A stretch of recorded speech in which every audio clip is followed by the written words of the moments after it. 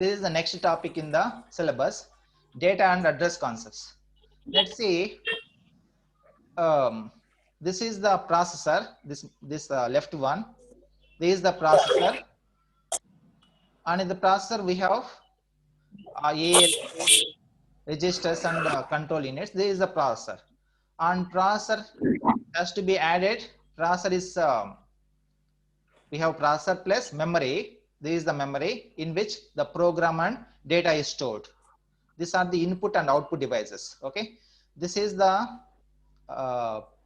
circuitry. To this circuitry, input devices and also output devices are connected, and also the output devices are connected.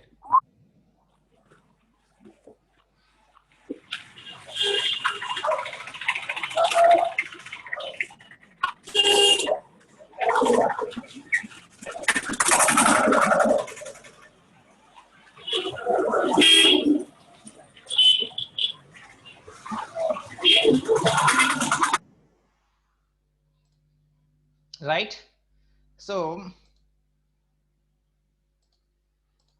right, in the memory what we have the program stored in this memory, and also the data which is to be processed. That is what is stored in the memory, and that processing happens in the processor, and this is the input and output circuitry. To this circuitry, all the input devices, all the sensors, all the output devices are connected. Okay, they are not connected directly to the processor. Yes or no? This is what happens. This is the small diagram. Now how this processor gets the program means instructions or the data. How this processor communicates with this memory, or how this processor takes the data which is being inputted to this input and output devices. Let's say there is one sensor. That sensor is connected to this input and output device, and that sensor giving the data to the input and output device. Okay, yes or no? From here the processor takes the data, whatever input, or if the processor wants to give some output, then this processor gives the output to this unit. From here it goes to the respective either LCD or whatever, right?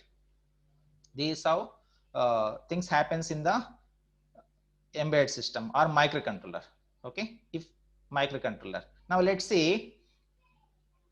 For that we have three buses. How processor communicates with either memory or input and output devices. That communication takes place in three buses. The first one is called data bus. Bus means just 8 wires, not 8 wires. It may be 8 wires or 16 wires or 32 wires, depending on the complexity of the or 8-bit processor or 16-bit processor. Depends on that. Okay. We have address bus also. There are three buses shown in this diagram. Data bus, address bus, and control bus. Okay, data bus, address bus, and control bus. See, data information. The data information is communicated between the processor and the memory or input and output devices. That data is communicated means the data transaction takes place through this bus. Bus means group of 8 wires. Okay, not 8 wires, group of wires. Okay. Next, address information. Suppose how the data is stored in the memory. In the locations, this memory is divided into location. Let's say in the first location 8 bits are stored, in the second location another remaining 8 bits are stored, in the third location next 8 bits are stored, and so on so on. Okay, now which 8 bits, which data processor wants. Let's say processor wants to get the data, processor wants to read the data which is stored in the first location or second location or third location or fourth location. Okay, now processor generates this address from which location the data it wants to read. That address is kept in the address bus. Accordingly, the data stored in that location is fed to this data bus. That data is read by the processor. Okay, yes or no? Like this. the data carries the data, the address bus carries the address, and we also have this control bus. Control bus contains or carries the following information: clock signal or reset signal, things like that. Okay, any error comes, okay, if in the transaction, if there is any error occurs, that error signal is being carried, is communicated in this control bus. So now if you look at the directions, see, this is the data bus. Data bus is shown in thick blue, whereas in address bus is shown in light blue, whereas control bus is even lighter. Okay, data bus is bidirectional. See how data bus is connected to the CPU and the memory.